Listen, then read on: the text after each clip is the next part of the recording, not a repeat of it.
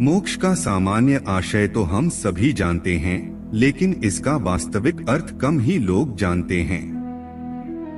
क्या आपको पता है कि मोक्ष शब्दावली अपने आप में कौन सा संकेत देती है?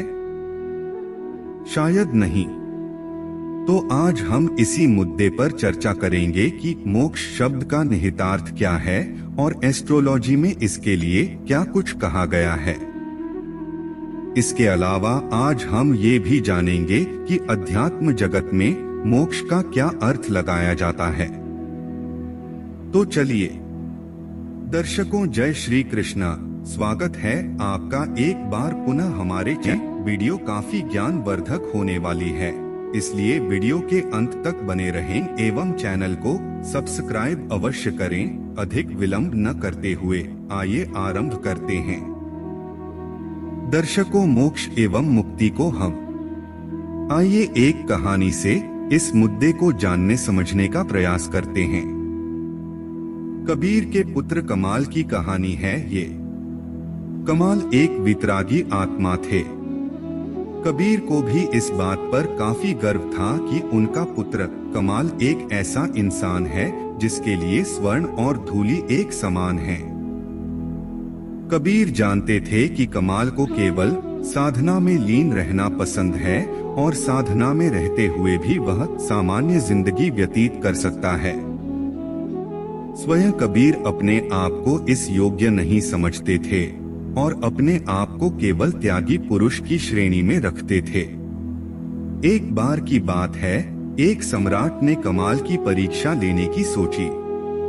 सम्राट ने कमाल को कुछ बेशकीमती उपहार देने चाहे तो कमाल ने कहा कि कुटी में कहीं रखवा दें। सम्राट को लगा कि ये तो बहुत ही लालची मनुष्य है और संत होने का दिखावा करता है।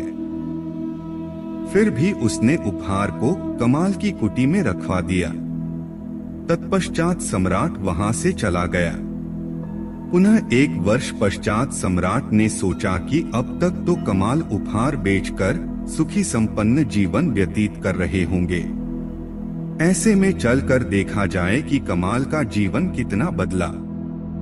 इसी जिज्ञासा के साथ सम्राट कमाल की कुटी पर पहुंचा तो हैरान रह गया। कुटी वैसी ही थी और कमाल साधना में लीन थे। सम्राट ने कमाल की साधना भंग होने के बाद सवाल किया कि आपने बेशकीमती उपहार का क्या किया? कमाल ने कहा, जहां रखा था आपने वहां देखिए। सम्राट ने देखा तो उपहार वहीं उसी हालत में थे।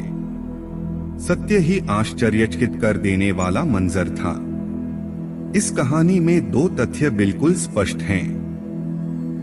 पहला तथ्य कमाल की वितरागता का है और दूसरा तथ्य मोक्ष का है। वितरागता स्वयं में मोक्ष है। मोक्ष का यहाँ आशय मुक्ति से है, पर किससे मुक्ति तथ्य स्पष्ट होना चाहिए। इस विषय को थोड़ा गहराई से समझिए। यहाँ मुक्ति का अर्थ स्वयं से मुक्ति है, यानी आत्मज्ञान का स्तर इतना गहरा हो जाए कि पदार्थ और जीव में भेदाभेद मिट जाए। जैव जैव में फर्क समाप्त होने के साथ ही ये भी होता है, आप पदार्थिक भेद भी स्वतः भूल जाएं। इसमें ये ध्यान रखने की आवश्यकता है कि इसके लिए किसी प्रयत्न की कोशिश नहीं होनी चाहिए, वरन ये स्वतः स्फूर्त घटने वाली अवस्था है। ध्यान दीजिए कि मोक्ष वस्तुतः एक अवस्था है जिसके लिए किसी तरह के शरीर त्याग की जरूरत नहीं होती है। ये पूर्णतया इसी जीवन में सशरीर हासिल की जा सकने वाली स्थिति है और इसके लिए कुछ मूलभूत लक्षण भी हैं जिनके द्वारा ये जाना जा सकता है कि अमुक व्यक्ति ने मुक्ति यानी मोक्ष की अवस्था प्राप्त की है अथवा नहीं। जब कोई आत्मा शरीर छोड़ती है तो लोग कहते हैं कि आत्मा को मुक्ति मिल गई। उनका मुक्ति से आखिर क्या तात्पर्य होता है? क्या ऐसा कहने वाले सही मायनों में मुक्त का अर्थ समझते हैं? ऐसे ही कुछ लोग ये भी कहते हैं कि आत्मा को श्री हरि अपनी चरणों में जगह दें। अब इसका क्या अर्थ हुआ? क्या इन दोनों संवेदनाओं के शब्दों के अर्थ में अंतर है और क्या इन दोनों से आपको आत्मा की सही स्थिति समझ आ रही है? सही स्थिति से मेरा अर्थ है कि आत्मा क्या वापस जन्म लेगी या उसे मुक्ति मिल गई या उसे मोक्ष मिल गया।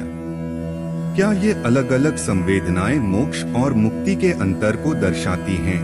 और अगर हाँ, तो सवाल ये है कि मोक्ष और मुक्ति में अंतर क्या है?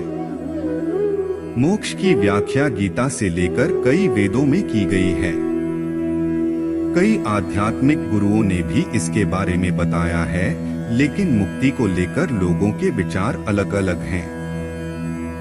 तो सबसे पहले मोक्ष की बात करते हैं। सभी आत्माएं उस परमात्मा का एक अंश हैं और सभी आत्माओं का लक्ष्य उनमें ही विलीन हो जाना है। मनुष्य के लिए ऐसा करना आसान नहीं होता, क्योंकि वह सुख दुख और कर्मों के चक्र में फंसा रहता है और बार बार जन्म लेता है। मोक्ष का अर्थ है मोह का क्षय होना।